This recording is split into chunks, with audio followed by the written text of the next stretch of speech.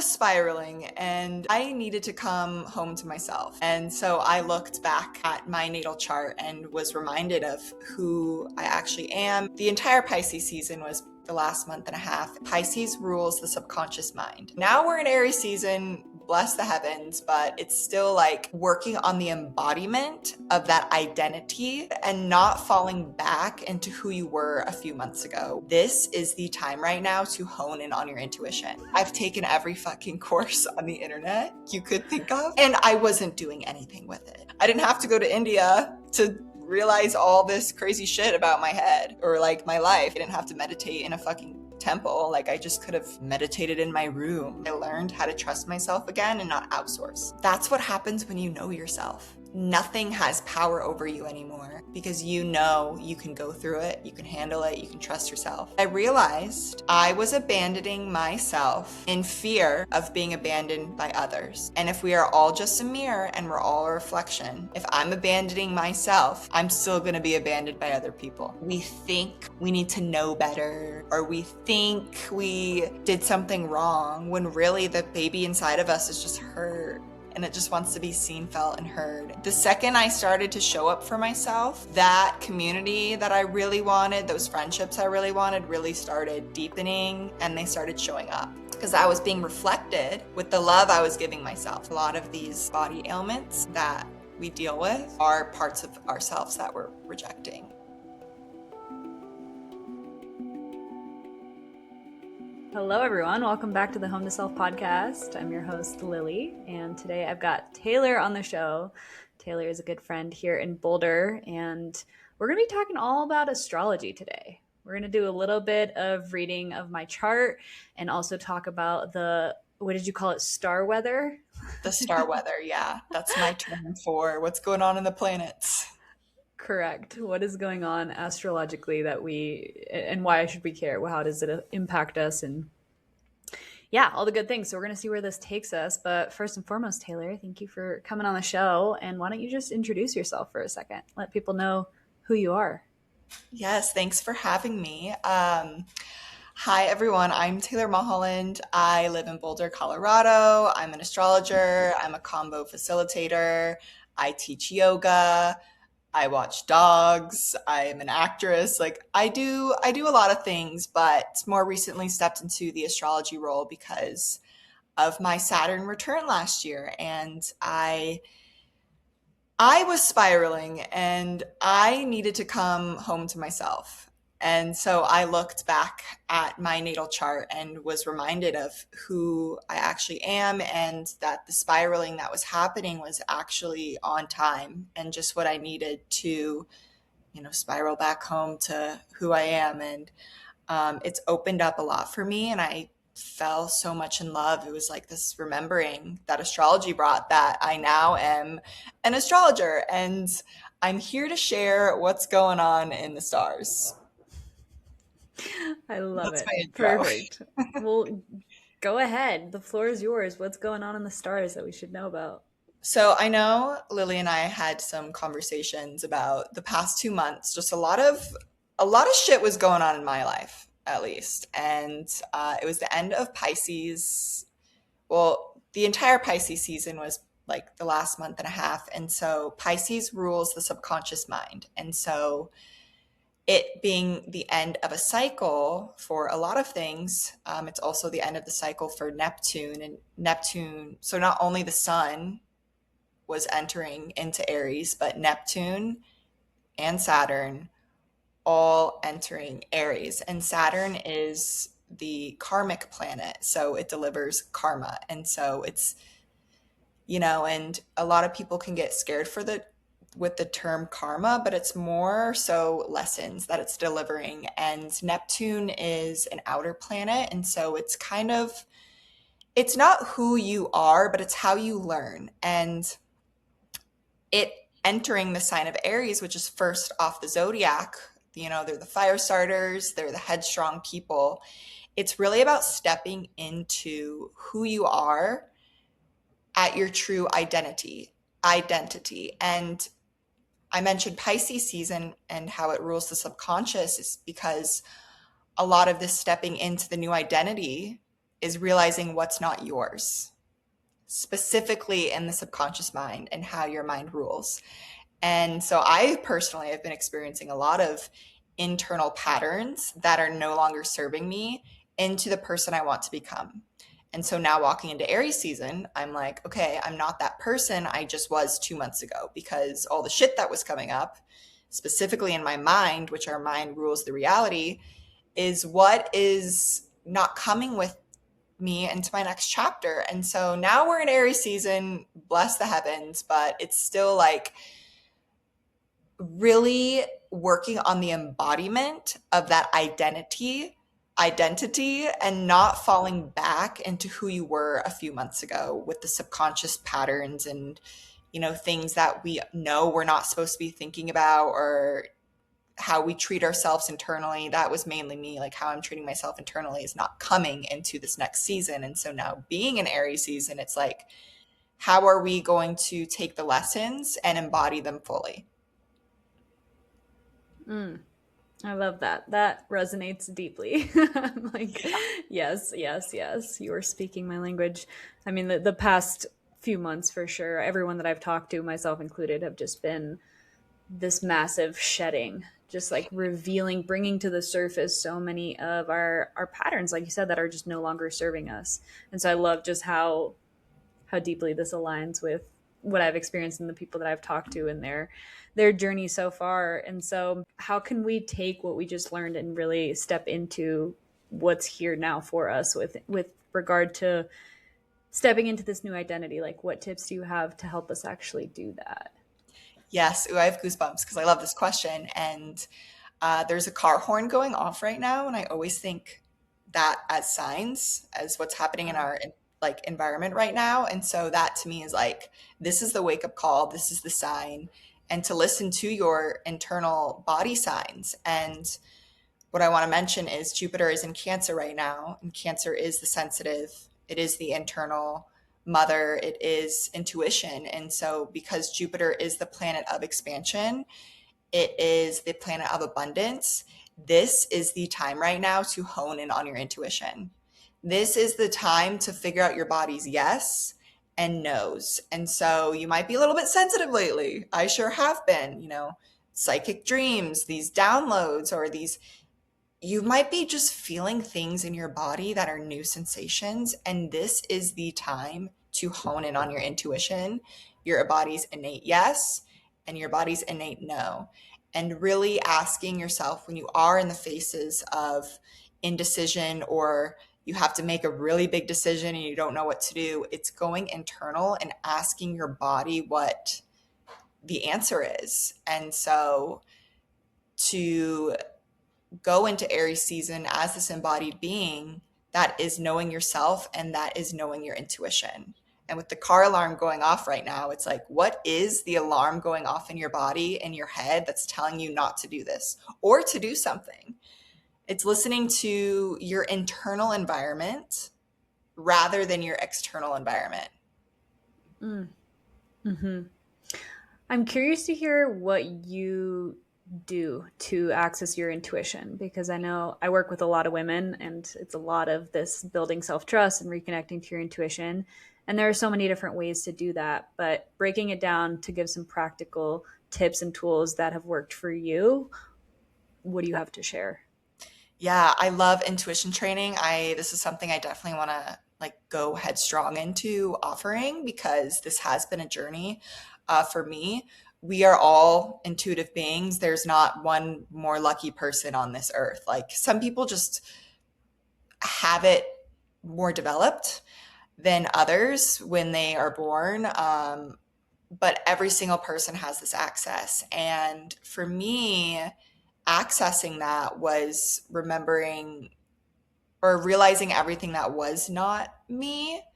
Um, and I say that because a lot of these experiences we have growing up of telling us that we're wrong when we feel in our bodies we were right, that again is like, it's programming your brain that you shouldn't listen to yourself. And so it's going back and seeing these experiences how I was right at the time, and it was just someone else's viewpoint or their lens that was wrong. And that is something that just came through. I don't know, someone needed to hear that, but how to really hone in on your intuition. I mean, it's really like physically and in your body, and clearing the channel. So the first thing that I tell everyone to do is detox their pineal gland, because that is our like little receptor to our higher self, sort of source, sort of spirit, whatever you want to call it. And um, pigeons, carrier pigeons.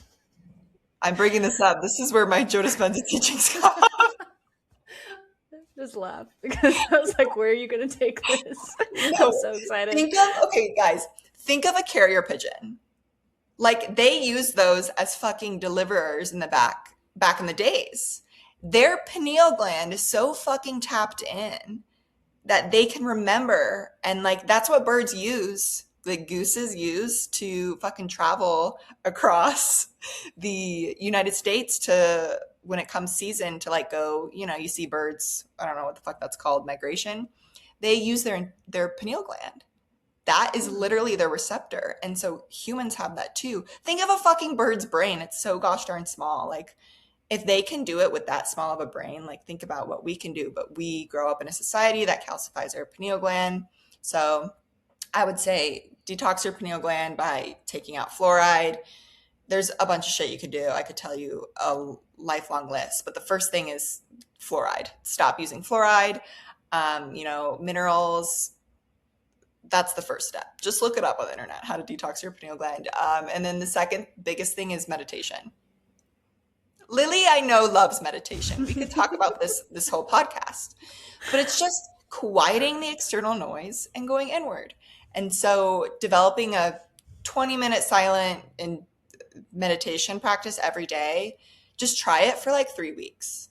Try that and stop using fluoride for 3 weeks and just see what happens. Yeah.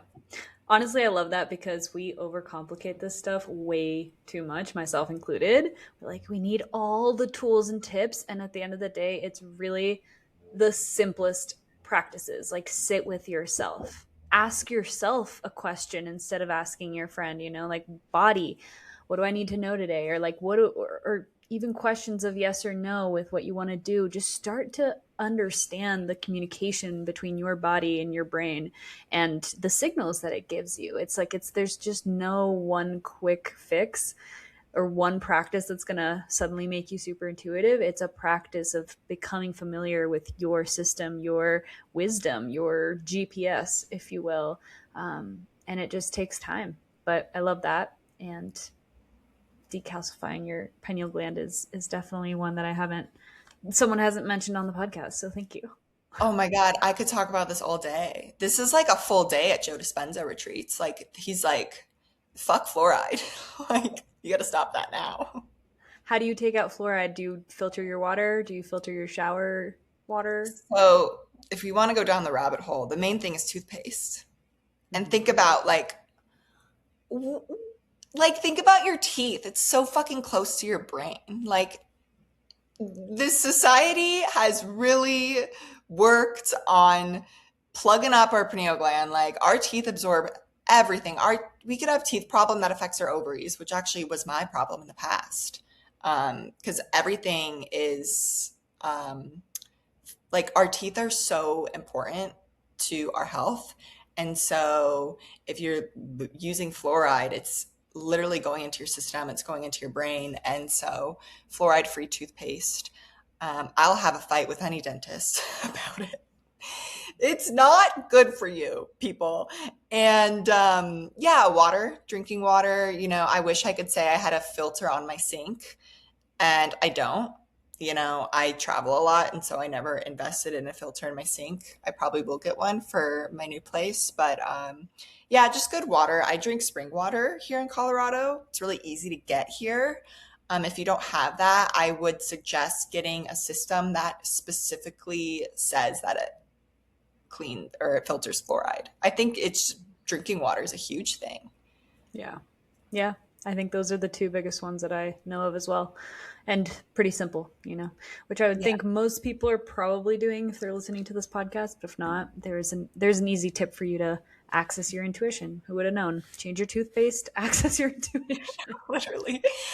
Yeah, here's another tip I'll give you with is oh, I don't know if I can give it to you because I don't remember the name.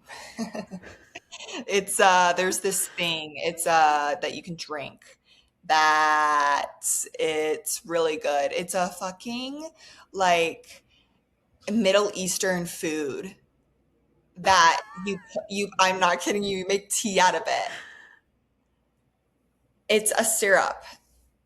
It's yellow. Oh. Ugh, I'm gonna remember it. Well, if she figures it out, I'll put it in the show notes so we don't leave you all hanging. Yes, check the show notes for it. The show Or notes. I'll put it behind a paywall. No, I'm kidding. I won't do that. It's free for Lily's listeners. I'll give you this With the tip for code. free. With the Just the tip, not the actual product. yeah. Okay. Great. So we've talked about reconnecting to your intuition and how that's going to help us to really anchor in this new identity in this season of life, which is just to share my personal experience of I didn't even know any of this was going on astrologically, but I've been feeling this so deeply, and I know you have too. We just sat by the river on Saturday and talked all about how we are stepping into like a new identity. Evolution is happening. And yeah, it's profound because it requires so much more than self-awareness, which is a topic that I've been sitting with a lot lately of even if you understand your patterns and you understand what needs to change, that doesn't automatically means you're going to do that to change them. And I don't know what happened.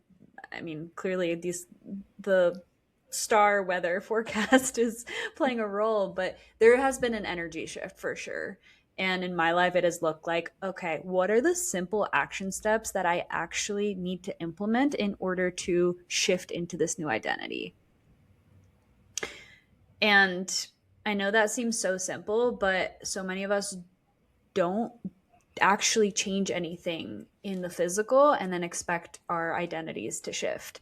And those happen hand in hand, like they happen at the same time. It's like it's both the visualization of what are you calling in, who are you stepping into, and also taking the action that matches with that identity. So I'm just curious if you want to riff on that or if you want to add anything to that. Yeah, that's been my life. And I remembered it's tamarind syrup.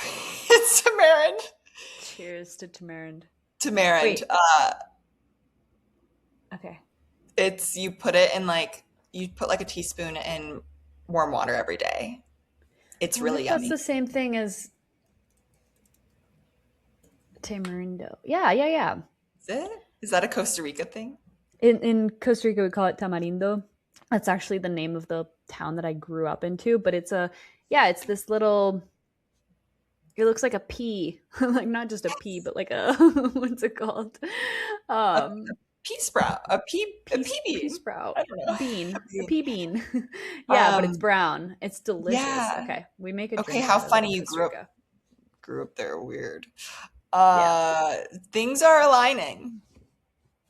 But correct. okay, talking about knowing things and not implementing them. That is my life. I know so much, you guys. Literally, I've taken every fucking course on the internet you could think of, and I wasn't doing anything with it. And it was last year where I fucking did another gosh darn course, and the course ended, and I said, wait, I'm in the same place that I was when I started it. And it's because I wasn't fucking implementing the work. And it's it hit me this year when I was supposed to go to India and then I didn't. And I got home and I'm like, I'm going to fucking apply every single tool that I know these past 2 months.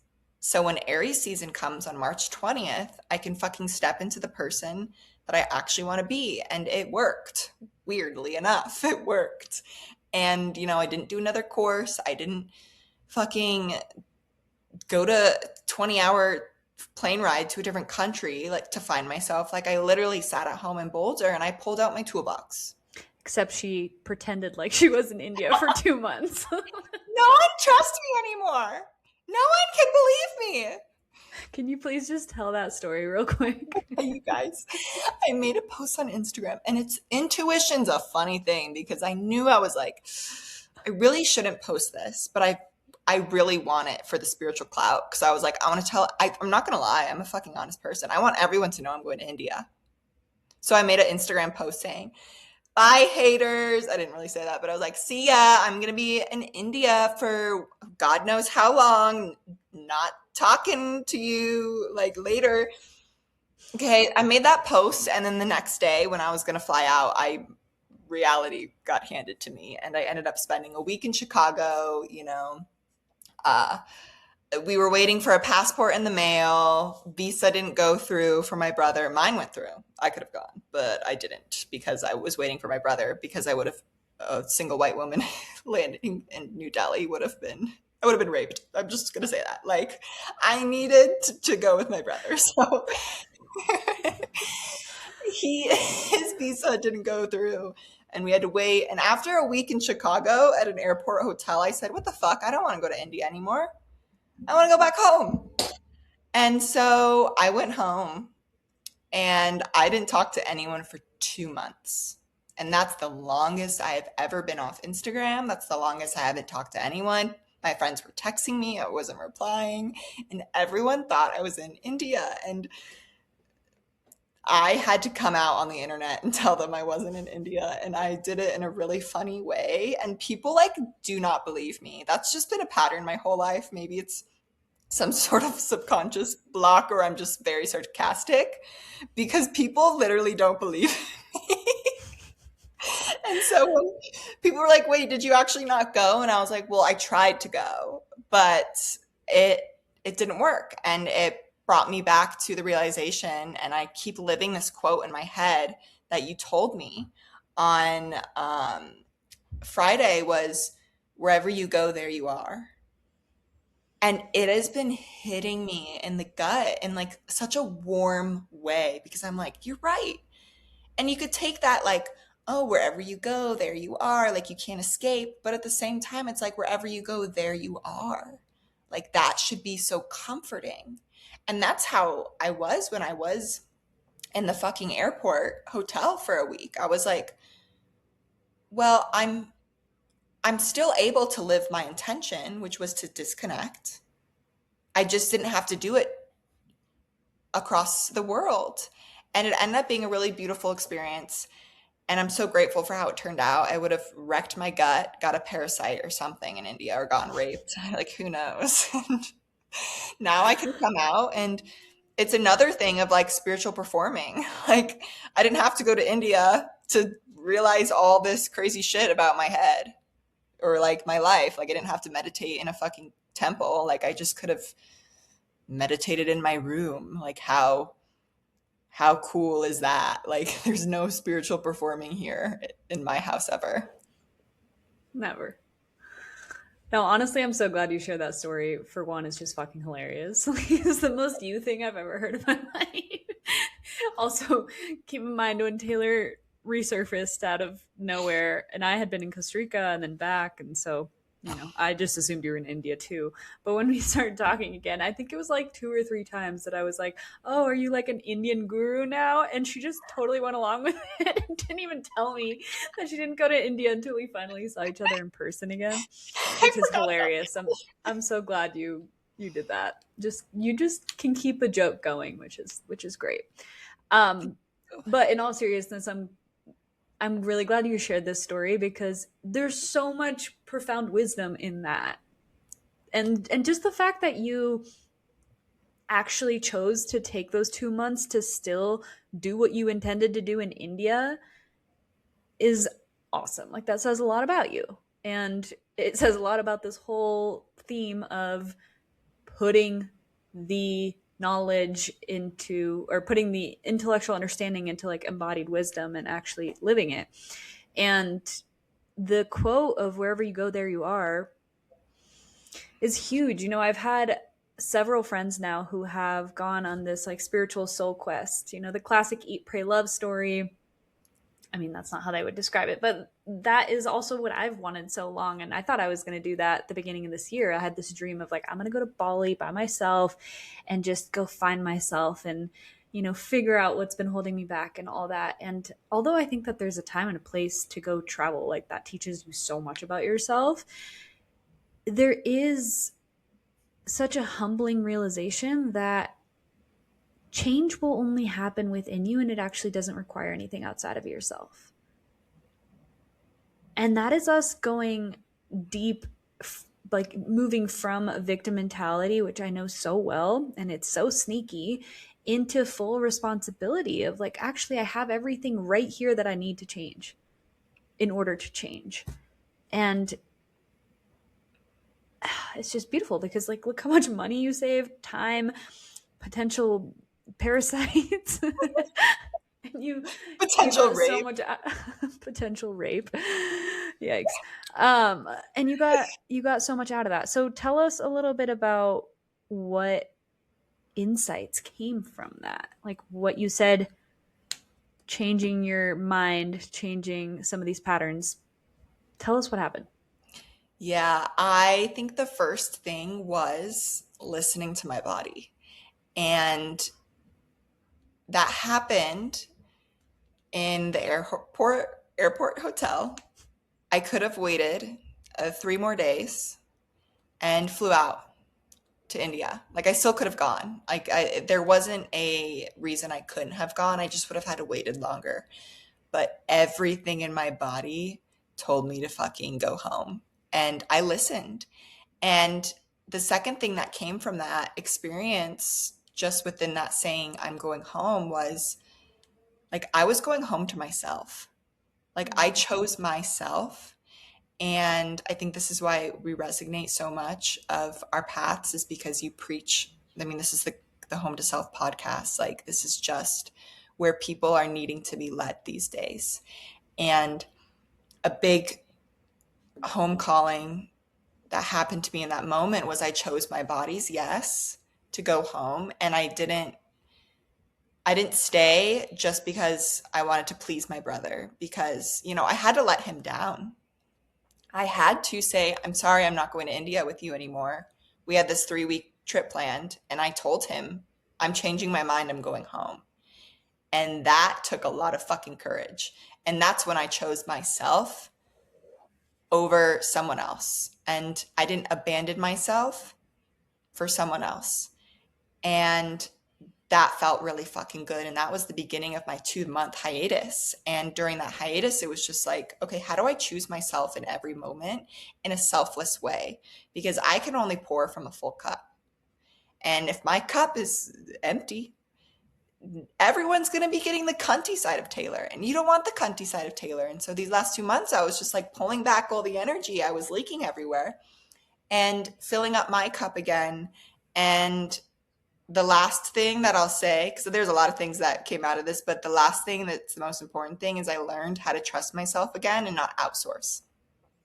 Because I told my friends I was gone for 2 months and I didn't talk to anyone. And I noticed every moment I wanted to reach out to a friend, it was because I needed to like cope.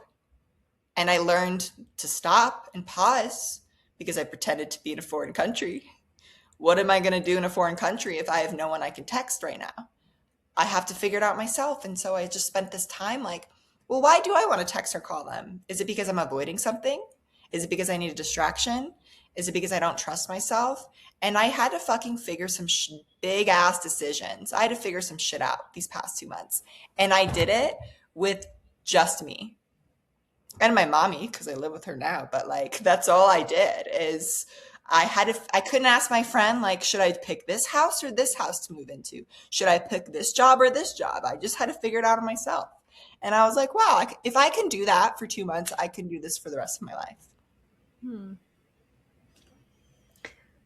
There's a quote that I think I shared with you, but that's been so present for me lately, that says, confidence is stacking the undeniable proof that you are who you say you are. And I think this applies so beautifully here because so many of us, myself included, expect ourselves to feel confident and have self-trust without ever stacking the proof. And this little experiment you just ran created some actual self-trust, because no one can tell you now that you don't know how to like that you can't make a big decision on your own, you know. And we try and, like, yes, there is a time and a place for affirmations and rewiring our brain through repetition and just words alone and visualization and all that. However, the body the body is still part of the subconscious, and it has to believe it, which can only come through actual experience, you know, through creating that lived proof that backs it up. And it's baby steps. Sometimes we try to do it all at once and then we wonder why it fails. But it's like these little micro moments, like you said, of not texting someone for their opinion and actually just pausing for a second to breathe, to maybe check in, like we said at the beginning, of what do I think?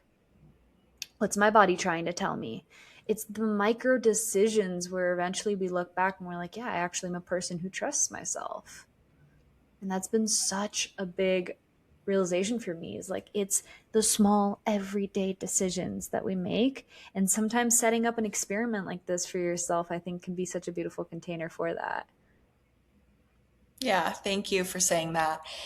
And I think about you going to Costa Rica too, and how that was kind of like, when you travel, granted it is home for you, but anytime you travel, you are having to trust yourself, especially maybe going to somewhere like Costa Rica where it's not, you have to leave America and, you have to trust yourself in traveling, but also like, I know you said you were solo for like that month being there. Like you were out of your environment. And when you're out of your environment, you never know what to expect. It's not familiar. And so you're really having to trust yourself. Mm-hmm. Yeah, absolutely. I mean, this whole year has been a full game of that. So we won't get into that too much, but it's just interesting how parallel our experiences have been. And I'm sure, because this is also an astrological thing, I'm sure other people listening to this have a similar experience in their own way. And so hopefully us sharing a little bit about our stories has been helpful. I wonder if we should shift a little bit into my chart, because that it was we want to. So the intention here for everyone, so that we don't lose you right away, because you're like, well, I don't want to hear about her chart. Why don't you just stick with us, because the intention here is for us to use my chart as a way to bounce into some more collective insights, and for Taylor to talk a little bit about astrology and how you can use your chart to help you grow and heal. Love this, because I haven't looked at Lily's chart other than 30 minutes ago, and she already was like, Taylor, stop. Like, I want this to be live. Like, I couldn't help myself because I was looking at it and I'm like, oh, there's this, and this. But she was like, Taylor, hold it for the podcast. Yeah, because I love the live reactions, because then I can intercept and ask questions that will, be applicable to everyone. Like she started reading it, and I don't know, you read something, you're like, ooh, your house is in this or whatever. Clearly I don't know anything about astrology. And I was like, what was that reaction? I want to get into that. So you guys are going to get a live reading here, and it's going to be fun. Yeah. Okay. I'm already dying looking at your chart. I'm like, of course you do subconscious work. Like, of course you're okay. I'm going to first get into the first thing I looked at, which was where Saturn was. And Saturn is and okay, first for the readers, if you want to look at your chart, you can go to CoStar.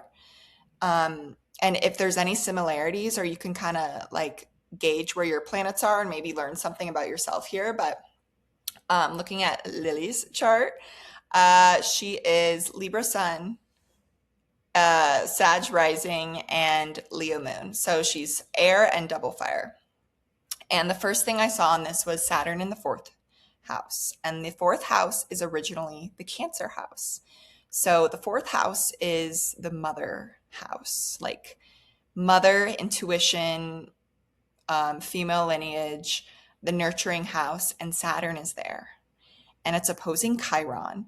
And Chiron is the wounded healer. And so it's just amplifying Saturn, and Saturn's amplifying that. And why I'm mentioning Saturn in the fourth house is Saturn is the planet of lessons. It's daddy Saturn. It's going to, hand you these lessons in this life. And so I look at this and I'm like, wow, you're going to have a lot of lessons about femininity and like stepping into your feminine, but it's going to be your master in this life. Like, you're going to have all your hard lessons through that, but that's what you're here to master in this life. And opposing Chiron, which is the wounded healer. Just think of that word. It's the healer that is wounded. And so the fourth house is also in Pisces. And so Pisces is the subconscious. And so I look at this and I'm like, okay, you're going to be doing a lot of subconscious work about feminine healing. And opposing Chiron, the wounded healer, that's in Virgo, in the 10th house, which 10th house is public image, it's career, it's self-worth. And so there's going to be a lot of wounded but healings that come from being in the public about this and like really embodying it, because Virgo is the physical healer and Pisces is the emotional healer. So I'm like, okay, of course you're doing subconscious work about bringing people home to themselves, probably about stepping into their embodiment, master and feminine embodiment. But I want to stop there so you can I want to hear your feedback on that.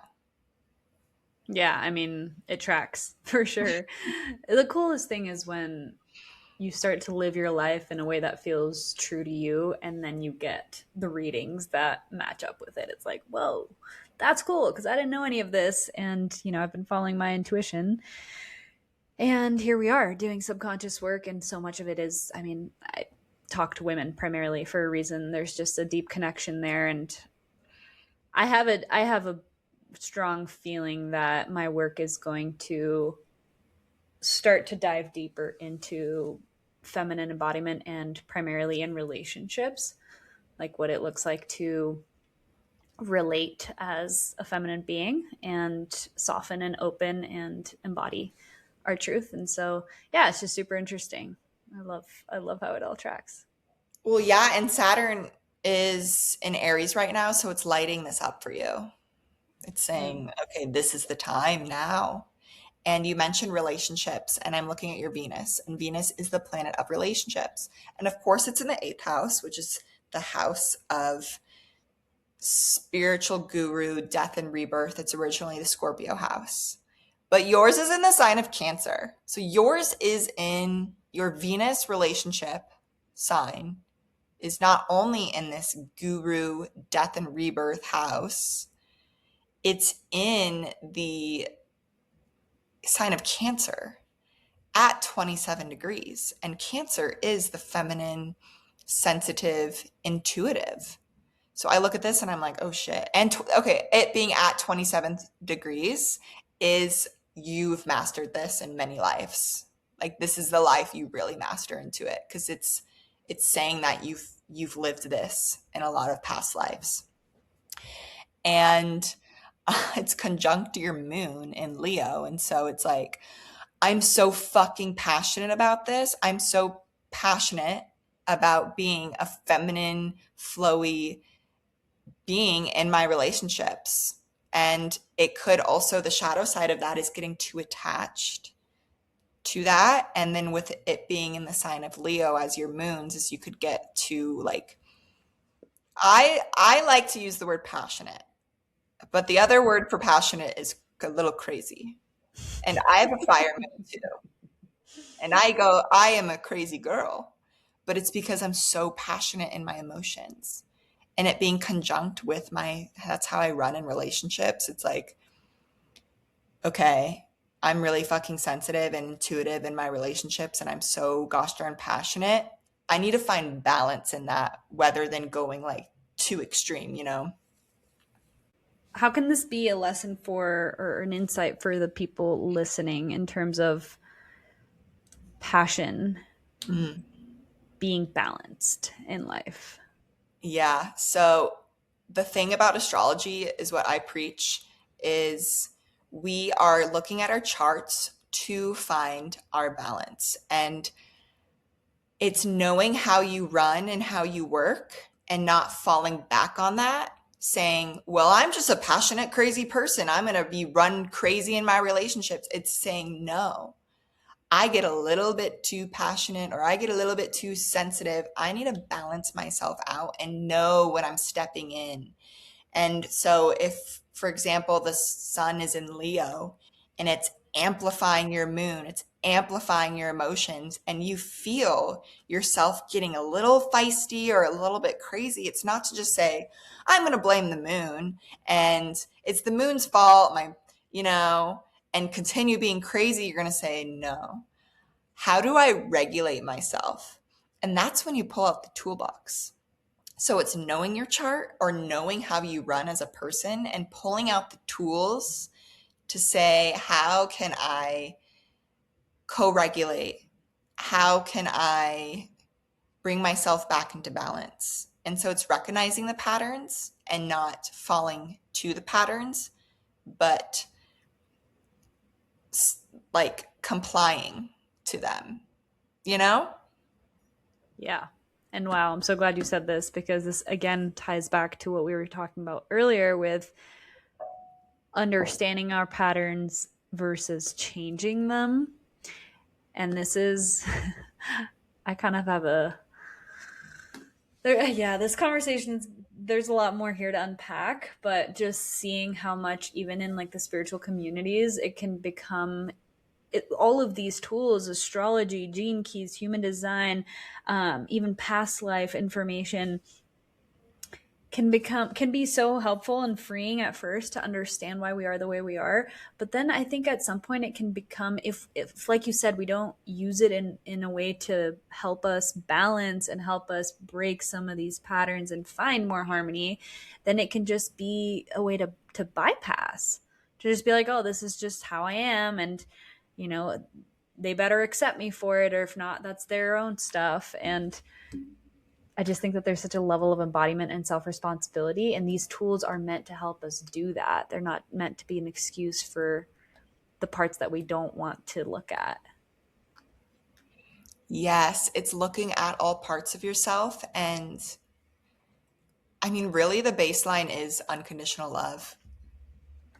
And then working with that. And, these past 6 months, I've been really working with unconditional love and loving all the parts of myself and then going from there. And going from there, I mean, how can I love this so fucking much and be okay with being this way? And then learning how to not fix it, but learning how to live with how I run. And so, for an example, I have 12th house Gemini. And so this applies to anyone who overthinks or feels fucking crazy in their brain sometimes. I've learned to unconditionally love that instead of pushing it away. Because when you push it away, what you resist persists. And so I've really learned to love that part of myself and see the upsides of it. Because when you're always just focused on the downsides, all you're going to ever get, you're just going to amplify the downsides. And so it's looking at like the parts that you feel are a little bit uncomfortable or kind of hard to love, and looking at saying, okay, what is great about overthinking? Well, you overthink decisions a lot, which means you care. Well, first of all, it means you care. It means you care a lot about making the right decision. And that's because you care about yourself. And then a second thing about overthinking, to love that part, is saying that you really think things through. Even if it can be crippling, you overthink so much, but you really are looking at the entire situation. And so once you start to love yourself for being an overthinker, or, your mind's really busy, it stops crippling you, because you're learning to accept all parts of yourself. And to tie it in with astrology, when you look at your chart, you're kind of like, oh, this is how I run. How can I love that? Yeah. Yeah. Something that I talk about a lot with my clients too is shifting the way you respond to these parts as a way to hold that unconditional love, right? Because when we realize that there's a part of us that overthinks, or even our minds overthinking, like it's not the entirety of who we are. And so if we can start relating to it from a place of love, which is what you're doing by even looking at, okay, what are the good parts of this? Shifting your perspective of it is shifting your relationship to it ultimately, which is then going to soften it a little bit and allow you to, it doesn't have the same power over you when you can just allow it to be, and maybe even approach it with curiosity or some other response other than judging it, blaming it, trying to fix it or control it. And so I'm glad you added that in there. Well, I love when you said it doesn't have power over you anymore, because that's what happens when you know yourself. Is nothing has power over you anymore, because you know you can go through it, you can handle it, you can trust yourself. And that really is home to self. That's knowing who you are, coming back to yourself. Is nothing can have power over you. And you could take that with astrology, knowing your chart, or you could take that with just really deep diving into meditation and journaling and subconscious work. It's like, that is how you know yourself. Nothing, no government, no ex-boyfriend, no mommy or daddy can take anything away from you, because you have full power. That's what sovereignty is. Yes. Yeah. Yeah, and that is the whole journey. I love that you tied it back to home to self, because that's the whole journey, is learning how to reconnect to that power. And like, what does that power mean? We've been so brainwashed to believe what power looks like, but power is choice. It is sovereignty. It's the choice to be able to choose for yourself. So rather than being so influenced and controlled by whether it is your mind or subconscious programs or other people's influences or the government or whatever it may be, it's knowing how to come back to a place of stillness, to a place of tuning into your own body, and of remembering like that you are the creator of your reality and how to actually take the action you want to take. So it just gives you that power of choice. And it's a journey. Like, I don't want to sit here and be like, yeah, you just take your power back and then your life changes. Like, it does. we are deeply conditioned, and a lot of these patterns are so ingrained, but ultimately that is what it is. It's the power of choice, and it comes on a spectrum. So the more you do this work, the more you get to know yourself, the more you build self-trust, the more you are regaining power over choosing how to respond, choosing the actions you want to take, and choosing the thoughts that you believe, which then changes your life. Yeah, and it's in the little decisions you make every single day. And I've been doing this, like, okay, what kind of coffee do I want this morning? That is me clocking in proof to my brain that I can make a decision, that I trust myself. And it's not these massive decisions that are teaching us. It's literally, you guys, the fucking micro moments of at the grocery store, of what show to watch. And the more you just trust yourself, and it probably, I'm not in a relationship right now, but it probably changes the dynamics when you are living with a partner or you're in a relationship. And I'm sure that's a whole nother journey that I will step into another time. But right now, it really is about focusing, again, like that Aries energy, about stepping into that embodiment. And this isn't in a massive way. It's literally in the little tiny decisions you make every day. And choosing to listen to this podcast, I can tell you right now, you probably made the right decision. Yeah. Honestly, fuck my chart. I want to keep going down this because I think this is more valuable at this point. We might. No, I love your chart because it opened this up. That's Like, true. for real. I'm glad we went there, but I just feel like there's so much to talk about here, Yeah. and it's just so alive right now. So I just want to honor that, and we can finish the chart just privately.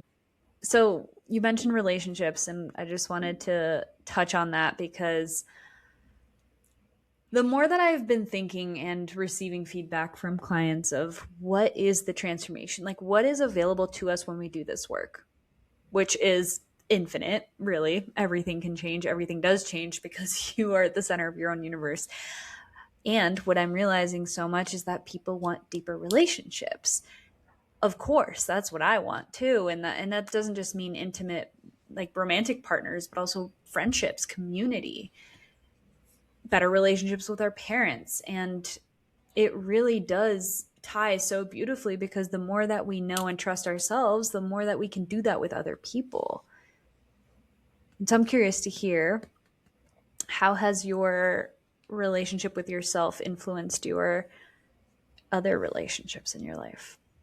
Yeah, this is big for Taylor because I notice that I if we want to bring in human design in here, I have an open headspace. And so which is great because intuition, hello, but I like apply myself to others. And granted, not just human design, but just through my life experience, is I apply myself to others or I agree with others in hopes of not being abandoned. And I learned this big last year. I wrote I wrote like 60 Substacks in a row. Like once a day I wrote a bunch of Substacks. And one of the Substacks, I think it started, is because I wrote one about self-abandonment. And I realized I was abandoning myself in fear of being abandoned by others. And if we are all just a mirror and we're all a reflection, if I'm abandoning myself, I'm still going to be abandoned by other people. And so I was doing this constant thing of this was mainly 2025 as I was just like hanging out with I don't know, I was like this my whole life. I'd hang out with someone and they'd say they like something and I'd be like, me too, even though if I didn't. And it came to the point when I was like, what the fuck am I doing? Like, why do I act like I like these things when I don't? It's because I want to be included. You know, I was fucking bullied my whole life by my family, by my friends, like, but it was because I was bullying myself. And I just thought the only way to be accepted is if I act like someone I'm not. And I realized it last year and I said, I got to fucking stop abandoning myself. Like, what do I actually like? Like, come on. What do I like that I'm so afraid of that people are going to leave me for? And I think all these lessons happened before I stepped into a relationship because I haven't dated. I literally have not been in a relationship, and I'm not going to tell you how long because that is private for Taylor and her friends. But I can tell you this, I've avoided it a lot. And I've spent this time to get to know myself. And granted, you know, I probably a little bit of avoidant attachment, whatever the fuck that means. But I realized I probably would have been lost in a relationship because I was just hoping to not be left like my dad or my brothers left me. I just was so afraid of being myself. And it'd be really interesting to be in a relationship now because I feel like I deeply know myself and I deeply am ready for that. But that's just what I think. Things can change. And I know I hear this all the time. It's like you heal 100% and then you get in a relationship and it's back down to 1%. And it's like, there's a lot more lessons to learn. And so, you know, I'm kind of excited, but I'm also like more so anxious to be in a relationship or to date again because it's a whole new level and layer. And so I really am not the relationship advice girl unless we're talking about the relationship with ourselves. Well, you were saying I haven't been in a relationship for X amount of years. And I'm like, yeah, because you've been tending to the most important relationship, which is the one with yourself, which is awesome. You know, not consciously chosen perhaps, but still how beautiful that you did choose that for the time that you are single. And that is, I mean, this is the thing is like I've realized there's no one path, right? It's not doing it one way is going to lead to success and another's not. Whether you are single or in a relationship, the opportunity is still there to build that relationship with yourself. And to me, that's been the biggest lesson is it at least needs to happen simultaneously. And yet we are not taught to prioritize our relationship with ourselves until we actually really have to, right? Until there's nothing left or we've been hurt so many times. And so part of my work and even the program, the home program, is giving women that foundation of how do you actually prioritize that relationship with yourself, whether you are single or not, because it's going to continue to impact your relationships. And so, yeah, I just appreciate you being so open and real, because I can guarantee there's so many people who relate to the same patterns. I mean, myself included.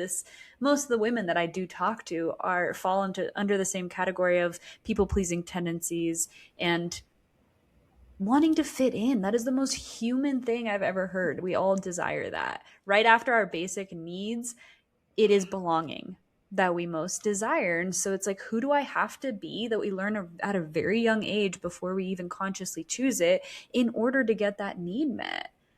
And the beautiful thing is that when we become aware of that and we can just own that, like, yeah, this is what I have learned in order to be loved, the shame dissolves, and now that doesn't have the same grip over you. Like the same thing we talked about earlier with the overthinking, it's not necessarily having to get rid of the overthinker, which is kind of impossible to do, but it naturally softens when we can just see it and love it unconditionally. So it's like, can I love this part of me that people pleases, that shapeshifts? And through noticing it more, I can start to reclaim who I really am and show up as that. So that self-discovery process, like, let's double click on that, because that is an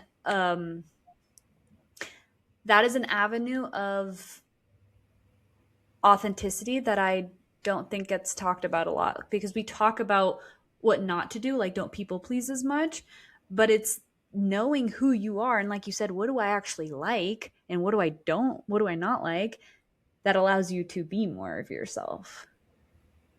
Yeah, I love this conversation too, because I realized last year I got so group mind virus into thinking that I want to be in this, I want to live on a farm and be a mom and like I don't know, make fucking sourdough, and that's what I want. And then I really was like, wait a second, Taylor, do you really want that? Or is that just what the algorithm is feeding you? Is that just what your friends want and you think you want that? And I realized it's like, I maybe want that in the future, but right now I want to fucking party. Like, I have not had that wild 20s. Like, I went through fucking health crisis after health crisis in my 20s. Like, I want to have fun. I want to, I want to party. Like, not, I mean, granted, like drink cacao and like go to the sauna, but like, I want to experience life, and I don't want to live on a farm yet with kids. No, I want to have fun. And I was so fucking group mind virus into thinking I wanted this thing. And so I remember I like got a dating app and never took it seriously, which what is that going to attract? It's going to attract guys that are not taking it seriously. And it didn't fucking survive because I truly didn't want it. It's what I thought I had to do. And you know what? Don't get me wrong. All my friends are in beautiful, beautiful relationships. Of course, I crave that. But it wasn't in alignment with my timeline. And that's where I realized that I was on someone else's timeline. It wasn't working out because I was living on someone else's timeline. And that could be this year I get in a relationship. But if I got in a relationship again 6 months ago, who knows where I'd be today? It's like, what you want, you really got to clear the noise to find out what the fuck that is. Yeah. You know that's one of the hardest questions for women that I talk to answer, is what do you actually want?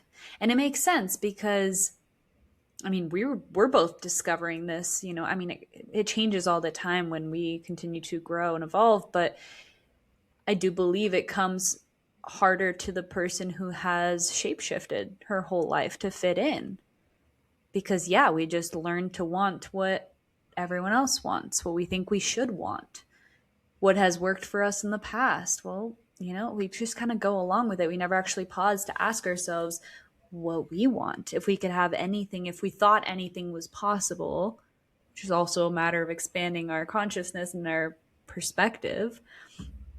But yeah, that is a beautiful question of actually sitting with what you want. And to me, it has always been overwhelming to think, what do I want in like the absolute dream life? That's hard. That's really big. Like, how about you ask yourself, what do you want this year?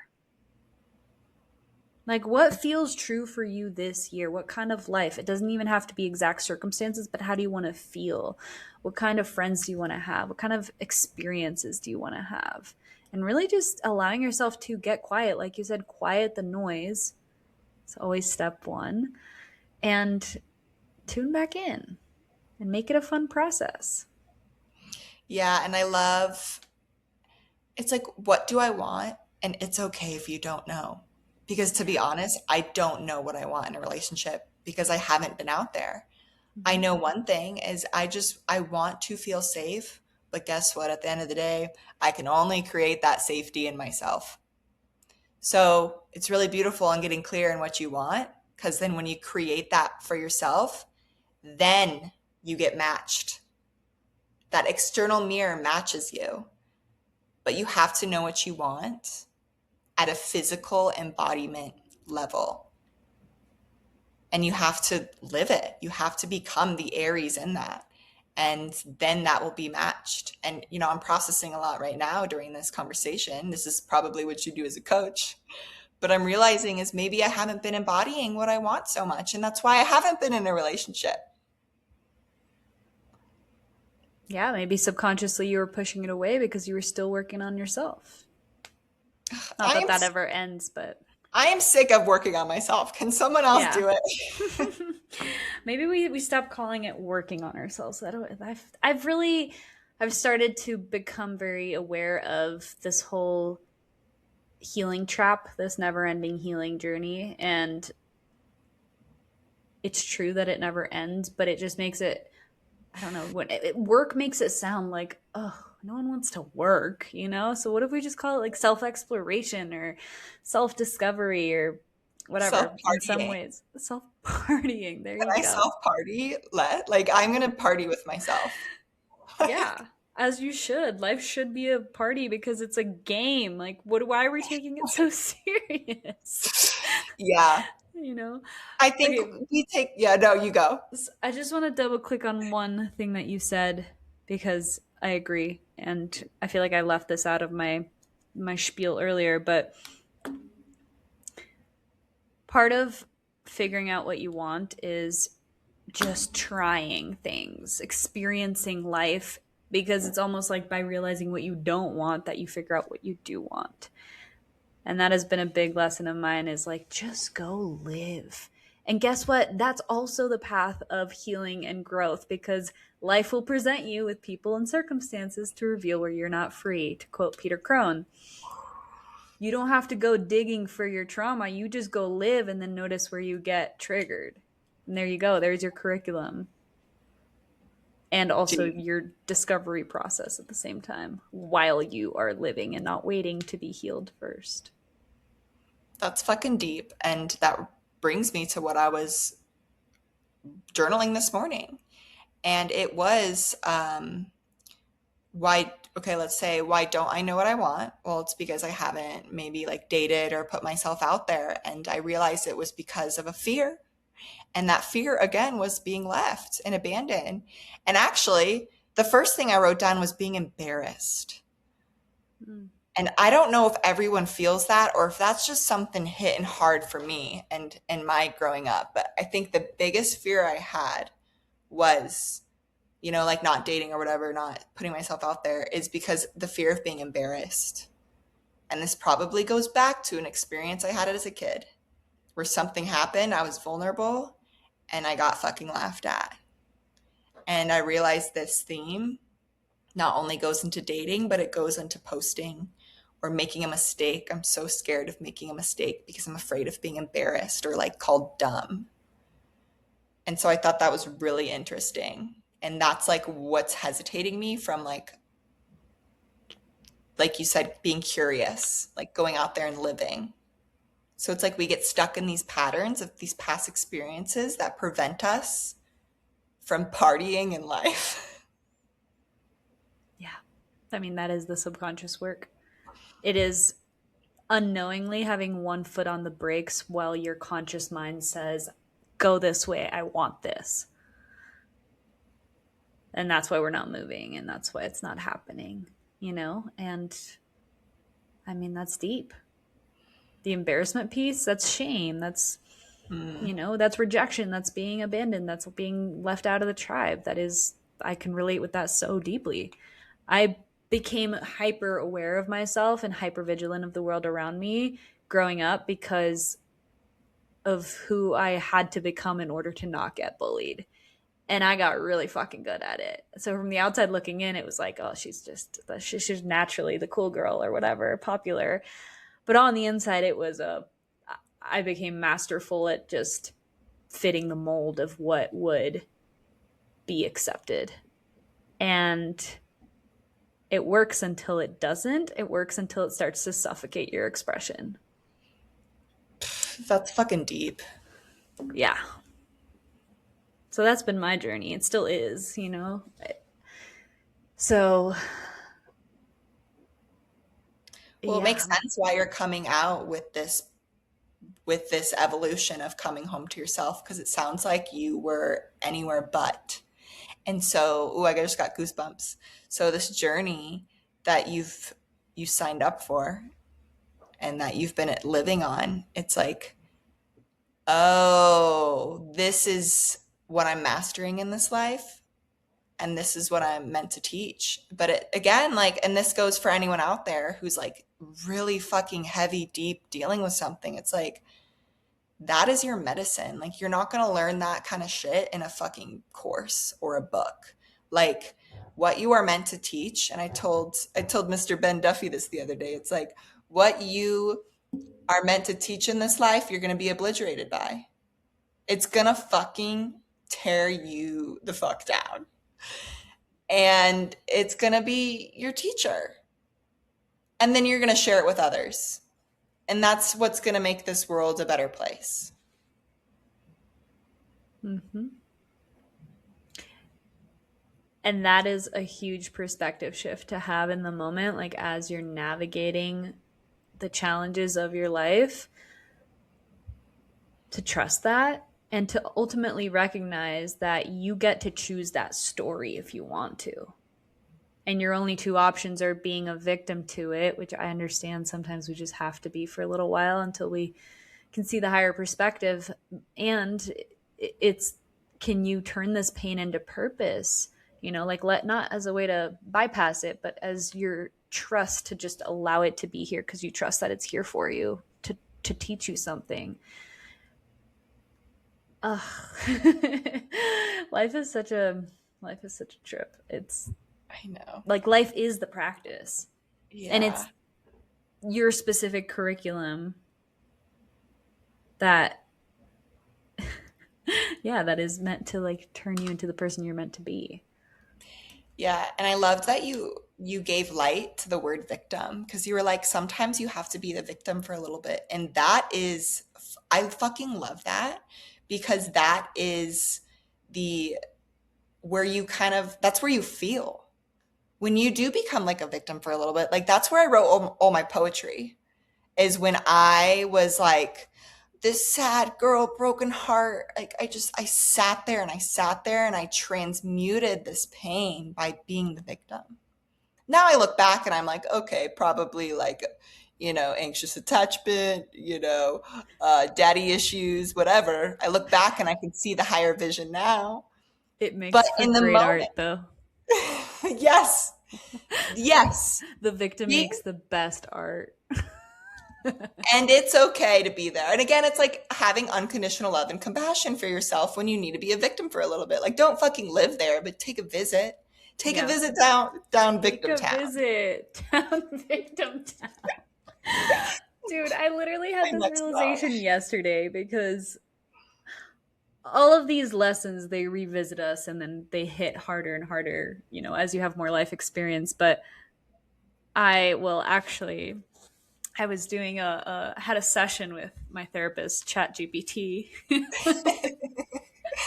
I'm kidding. It's not actually my therapist, but it's a great tool. And when you ask a good prompt, it really can reveal some things because it's a pattern recognition machine. So if it knows enough about you, it can detect patterns, and that's a great tool, in my opinion.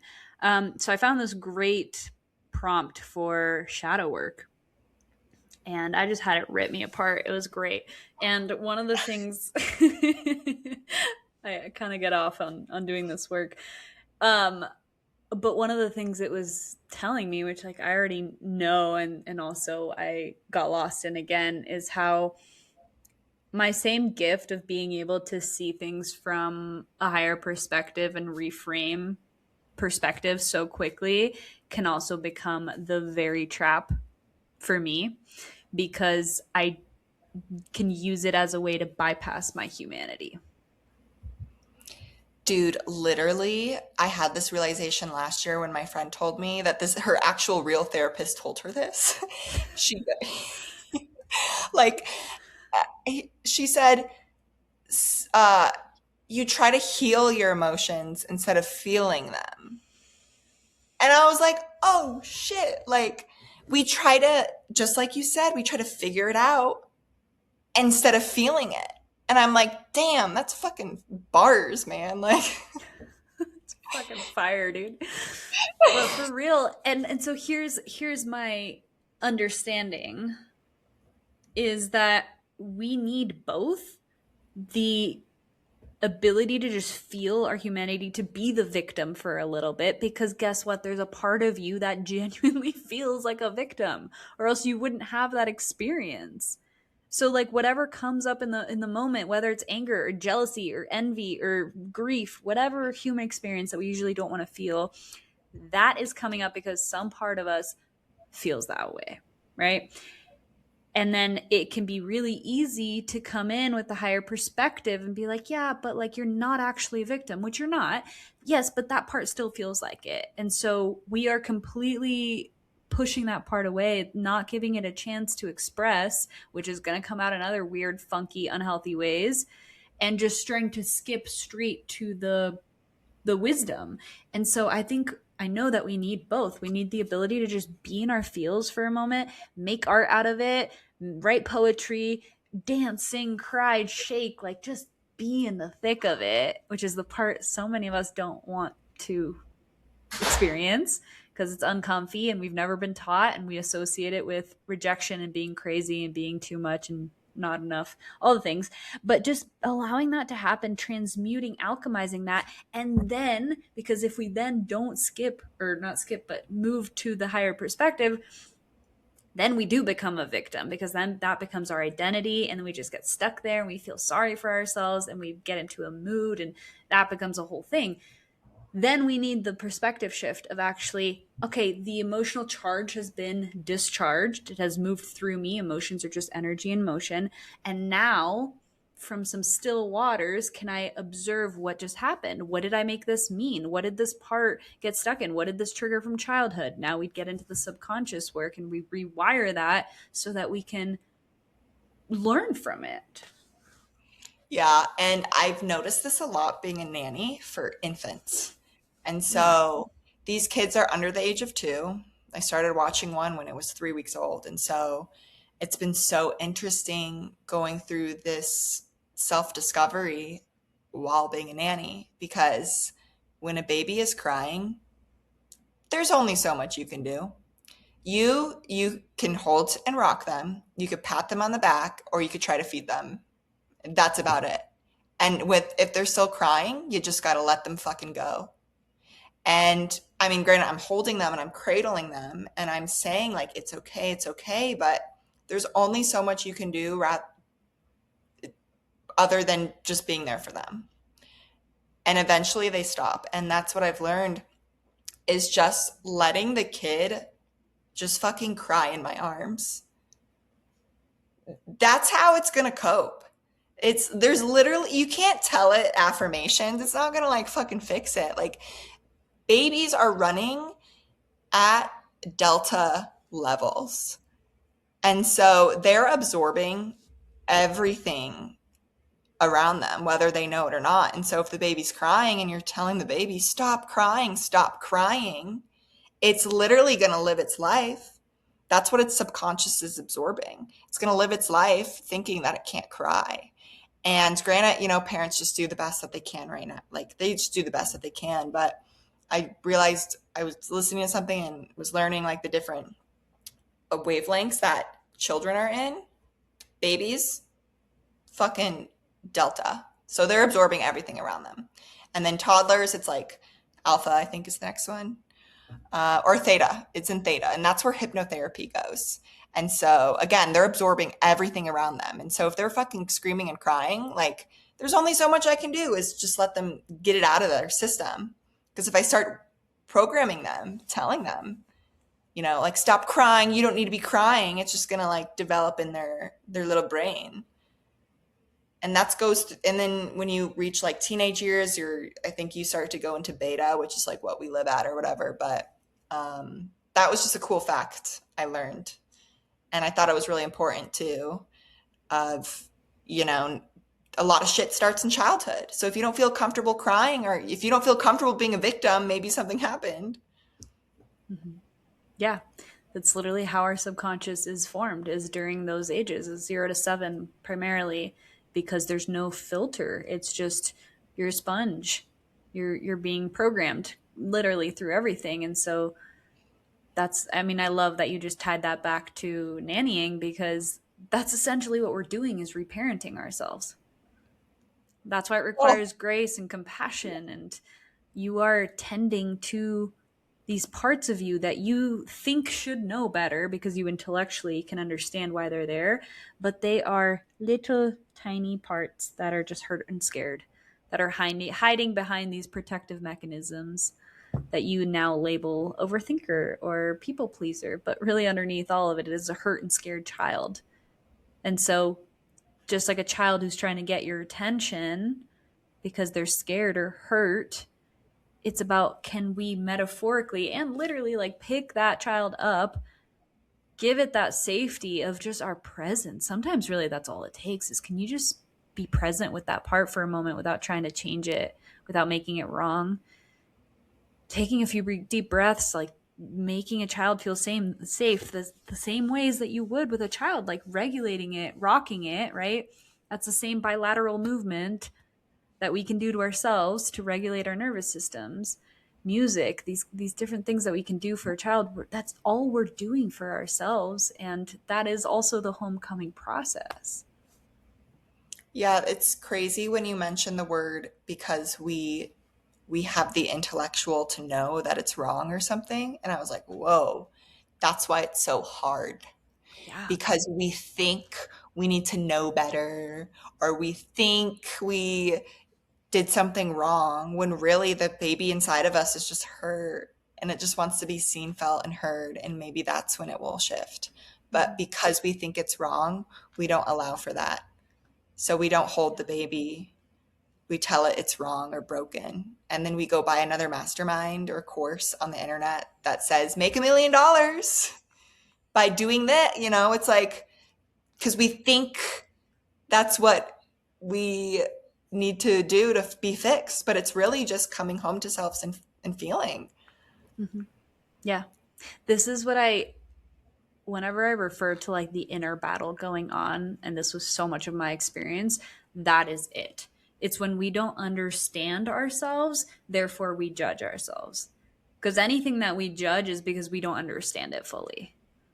And because all of these smaller parts are part of the subconscious, which means you're not aware of them until you go digging, all you know is what you consciously know. And so you're like, why? I understand why I people please. Why do I still do it?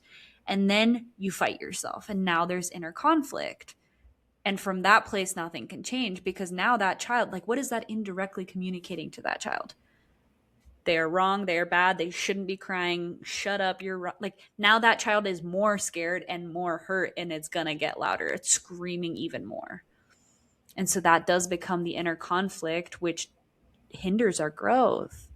And so to me, so much of this work is hey, let's reveal what's there so that you can have compassion for yourself, which is a prerequisite to changing it, and then give you the tools of how to reparent, how to actually start showing up for you, for yourself and all these parts so that they lose their grip over you. Not so that they can be gone, but so they can be in the car without actually driving the car, is the analogy I give. Yeah, okay, I love this analogy because you're not like getting rid of really anything. You're just creating little homes for them. And Yeah. that really is unconditional love. Yeah. Because there's no conditions. Like conditional self-love, which isn't actually self-love because love is unconditional or it's not love.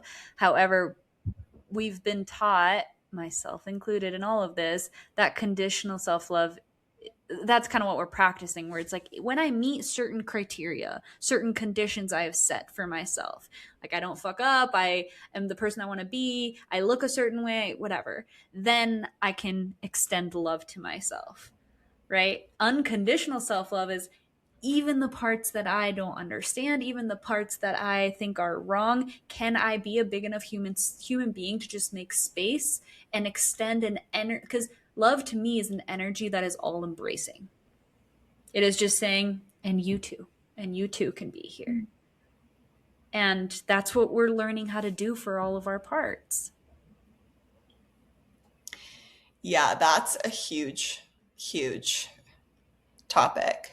Or just like it just hits home because if you think about if you can love like the dirtiest parts of yourself, think about how that reflects.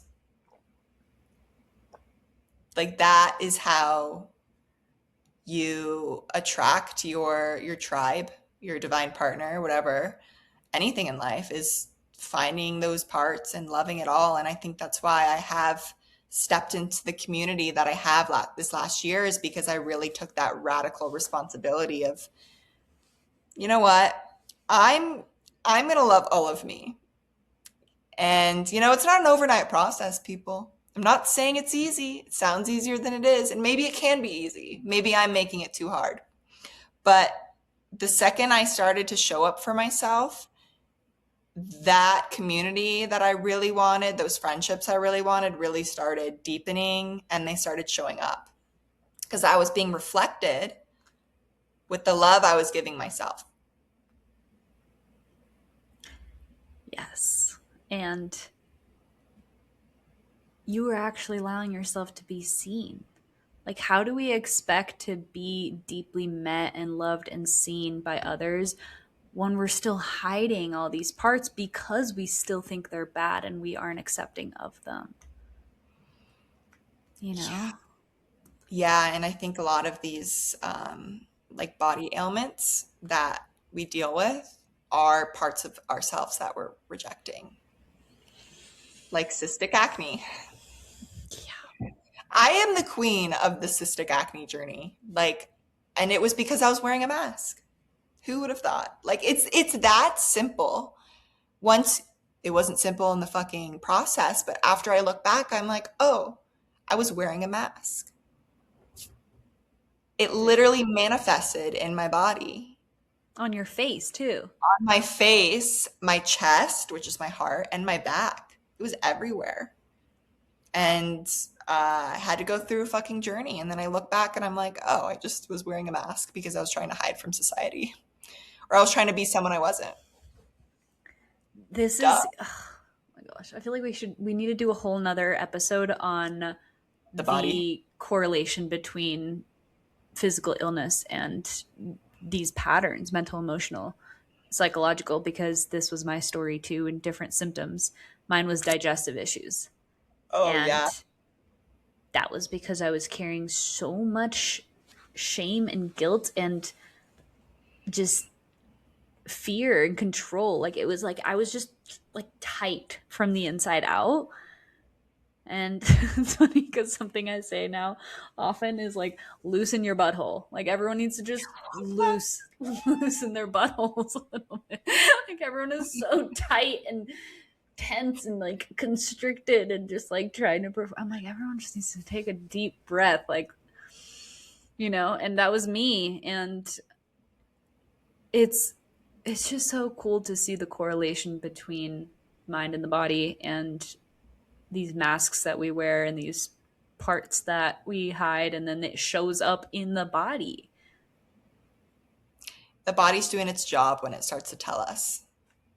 And again, I used to hate my face. I used to look at my face and say, "You dumb pizza face, I hate you. Like, it's so ugly, cystic acne." But what do you think it's going to do? It's going to persist because I was resisting it. And it wasn't started until I said, "Oh shit, I got to love you before you clear up, don't you?" Or don't I? Don't you, body, don't I? Like, same thing, right? Mm-hmm. It's again, like, our body is the most intelligent piece of technology we will ever own in this lifetime. And we just have to look at our body symptoms as like little red flags or little sirens telling us what to work on. Mm-hmm. Mm-hmm. Yeah. What is the energy behind it is a good question to look into. Because even if you, right, for me too, it was, how am I treating myself? How am I talking about myself? How am I perceiving myself? Because if we think of it just as, I mean, just basic science and physics, like what you resist persists. Yeah, because your body doesn't know the difference between what's real and what's imagined. And so when your mind is constantly attacking it, saying it's bad, it's basically firing a threat, an alarm, and now your body's responding as if there was an actual threat or danger. And that's happening 24/7 because your head is constantly battling how you look and telling yourself that you look like a piece of shit, and that, it's like it's a constant attack. So yeah, the body is in constant state of fight or flight. And guess what? That's the opposite of healing. So that's where, like, getting out of your own way allows the body to come back into balance, given that there isn't actually like a physical imbalance. Like, yes, there's room for that, but so many of our health issues are stress related, and a big part of that is for this reason, because of the stress that's created internally that we're not even aware of. Yeah, dude, that's fucking crazy. Like, accurate. And yeah, it's like what you resist, it persists. And it's looking at your body as a compass rather than it not working. Because that's so sad. It's like your body is trying to, tell a message of your soul by saying, "Hey, you need some not fixing, but you need some addressing here. Like, Taylor, stop fucking walking around acting like someone you're not. You have acne." Like, that's how I'm going to tell it. And if I keep like, like digging at it or doing acne peels to try to like get rid of it, instead of just looking at my body as a compass and saying, "Oh, wait, thank you so much for bringing this to the surface. This is something I can work on. And I can fix my life now from this." And then, like, it's addressing the emotional, and then your body will reflect. And during one of my incredibly hard, not the hardest, but a really hard time when I was dealing with my body, I wrote this poem, and it's, "The body speaks what the soul is too shy to ask." Mm. And what I mean by that is, when life is really asking for you to make a change, or your soul is really asking for you to make a change, but your mind can't do it and it's too hard, your body will start acting up. You will get an injury. You will pull your back. You will break a foot. You will break a hand. This is all things that have happened to me.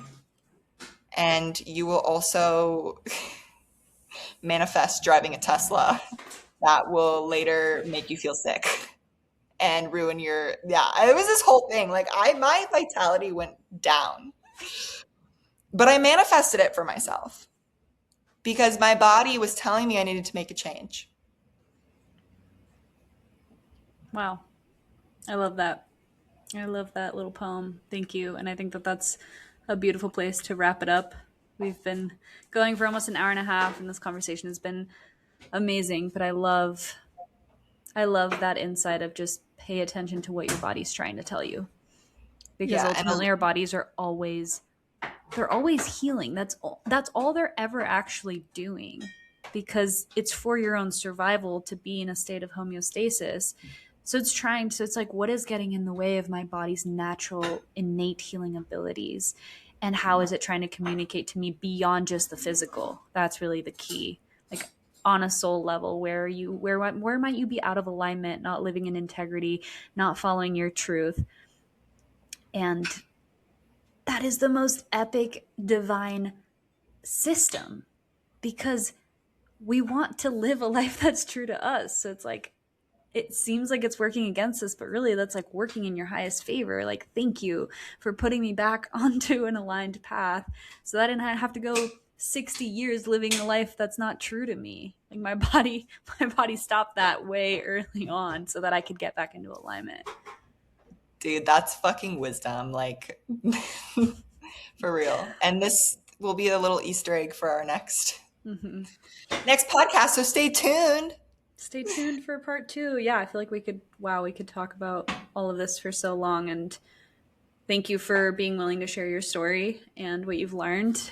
And yeah, tell people how they can connect with you and how they can work with you if they want to. Oh, yes, everyone. You can find me at Taylor Mulholland Instagram. It's Taylor Brooke Mulholland, but the username is Taylor Mulholland, but the V is the username. You know, I'm gonna have Lily link it up for you, but I'll you can definitely put that in the show notes. Perfect. You can find me at sadflowerswritten.com. That's where you can find my astrology readings. You can buy my poetry books. And yeah, I offer remote astrology mentorship, or you can buy my poetry book, or if you're in Colorado, I do bodywork sessions. I do combo, sananga, sound healing, and tobacco clearings. So if any of that is up your alley, you just hit me up. Wow. You have all the certifications, all the things, honestly, like a one-stop shop. I love it. Yes, and I am also a yoga teacher and I watch dogs. So I wear many hats. I'm a personal trainer too, so there you go. are. And a podcaster. I'm a podcast. Oh my God, I forgot about to mention that. I own the Spiritually Fucked podcast. And it is great. Also, for those of you who don't know, if you haven't already felt into this, but Taylor's also a comedian and I'm a model, actress, and comedian. And theater nerd. Coming to theaters near you soon. Yeah. Yes. So go follow her Instagram. It's hilarious because my Venmo is Taylor Mulholland. That's a good thing. I think we should start including that in all of our I'm going to send it. Yes. Yes. Okay. Done. Help us feed the podcast. Yeah. We're single moms with cats and dog children. Yeah, it's no joke. Reparenting all these parts. I'm a mom. I've got many children. Yeah. All right. We're going to end it here. I love you guys. Thank you for tuning in. Thank you, Taylor. Stay on for a second. So, yeah. Thank you all. We'll see you next time. Bye.